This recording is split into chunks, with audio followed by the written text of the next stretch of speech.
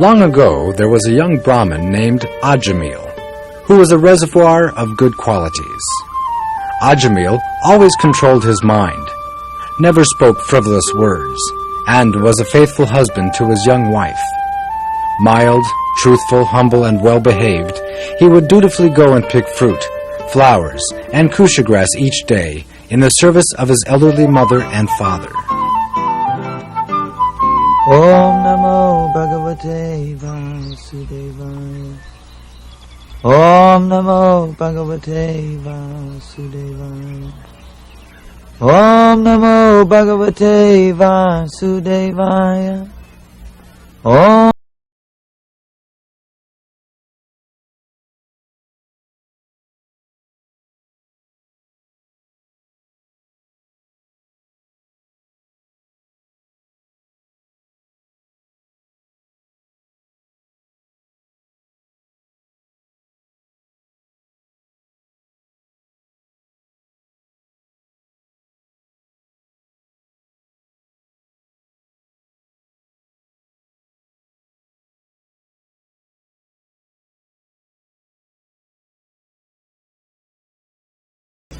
I should leave this place. I'll leave now. I must control my mind. In the same way that the sun or the moon becomes eclipsed by a low planet, Ajamile, despite his Brahminical training, felt the awakening of lusty desires within his heart. In illusion, Ajamile fell under their control.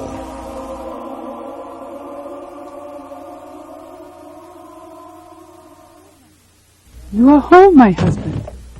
Please sit down and let me bring you your lunch. Is something troubling you? No. Have I done something wrong? I told you no. Stop bothering me. Just leave me alone. You've never yelled at me like this before. Has something happened that is disturbing you? No, nothing. While I was out walking and collecting flowers for my father, I guess I saw something that I really want.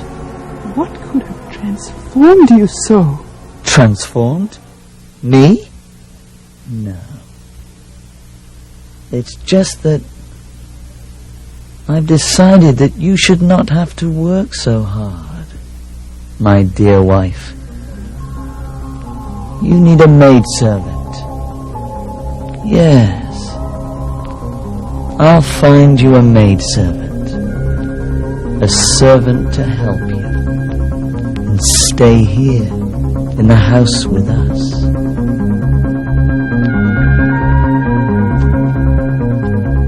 Because his intelligence was bewildered by lust for the prostitute, Ajamile took her into his house as a maidservant. He soon abandoned all the regulative principles of a Brahmana and became degraded. Engaging in sinful acts with the prostitute, Ajamile rejected his beautiful, chaste wife. Ajamile, Yes, my darling. what have you brought me today? Gifts and presents for your pleasure. Oh, these are nice. Have you brought me anything else? Only some news. My father's dead. So what? He's left me an inheritance. Oh, that is good news. Yeah, and it will be all spent for your pleasure. Oh, I'm flattered. I'm not trying to flatter you. Just be pleased with me. In time, Ajamile became addicted to forbidden acts in order to satisfy the prostitute's illicit desires and to maintain their many children. Plundering, gambling, and cheating, he thus allowed his life to speed by until his 88th year. Come on, me friend, sit down here. Thank you, Ajamile. There you go. Let's play a little dice. Do you feel lucky today? Yes, I do. I'll play with you. How much money would you like to bet this time? Oh, so much. That's good. 7. I win. Hey. Try again. Hey, wait a second. Well, luck's on my side. 7, I win again. Hey, wait a second. I tell you what, let's double our bets, all right?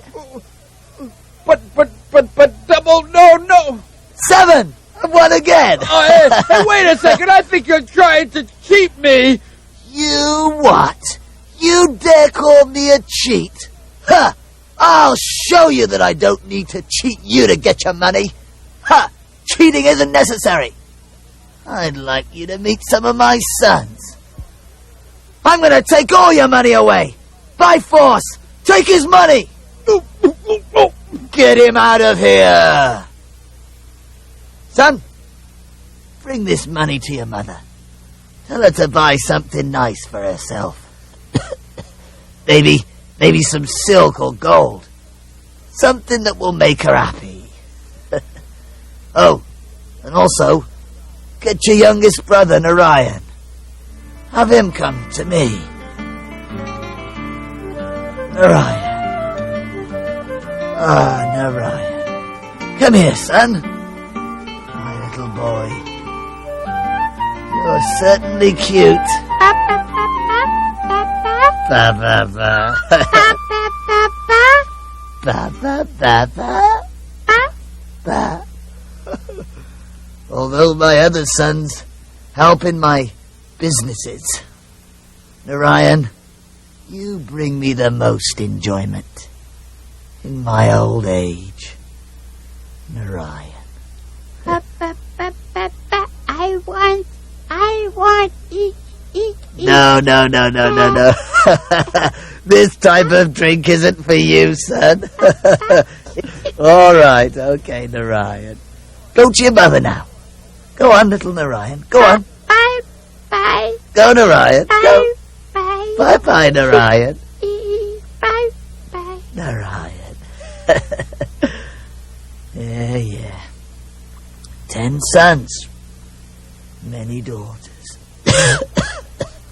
But little Narayan's my favorite. He's the best of all.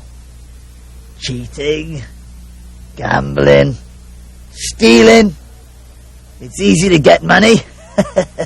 I know how to make my wife happy. But this little Narayan, he knows how to make me happy. Ah, Narayan.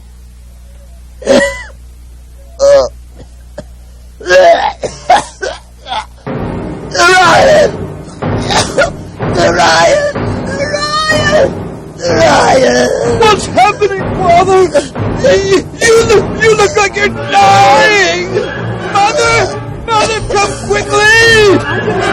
Ajamila! Get Narayan! Get Narayan! Quickly, get Narayan!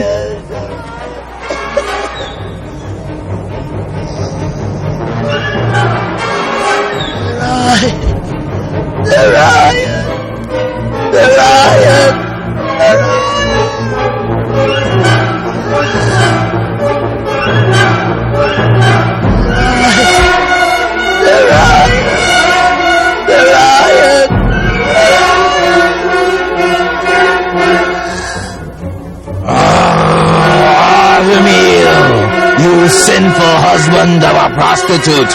We are going to snatch the soul from the core of your heart! Stop! We forbid you to touch Ajamile! What? Desist in trying to steal away Ajamile's soul! Who do you think you are? We will punish you severely if you do not stop! We are the servants of Yamaraj, the king of religious principles and the lord of death. No one has dared challenge us before. Out of the way! You are claiming to be messengers of Yamaraj? But you yourselves do not know the principles of religion. Who are you? Where have you come from? Why are you forbidding us to touch the body of sinful Ajamile? Ajamile is not sinful. He is sinless. We have heard from our master Yamaraj that Narayan, the supreme cause of everything, has given us the Vedas. Those who follow the Vedas are religious, and those who disobey are irreligious. We now drag sinful Ajamile to Yamaraj for punishment, for his purification. Your demand to punish a sinless person is painful to hear. Because Ajamile has chanted the holy name of Narayan, he is now pure and eligible for liberation.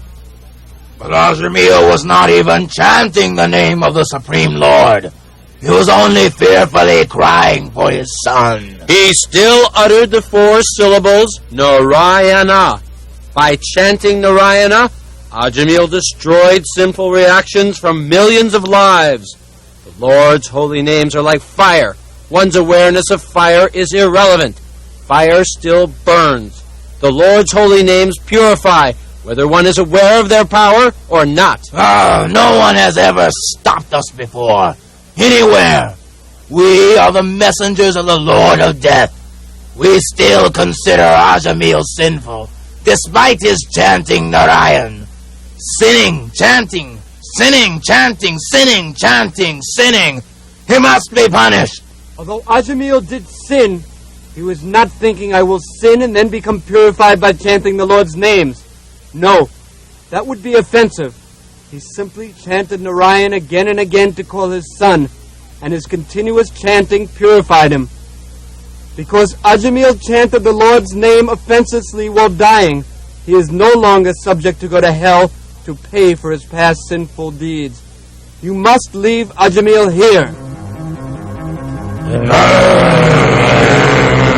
Let us go. The Yamadutas, unable to take Ajamile, fled to their master Yamaraj in a bewildered state.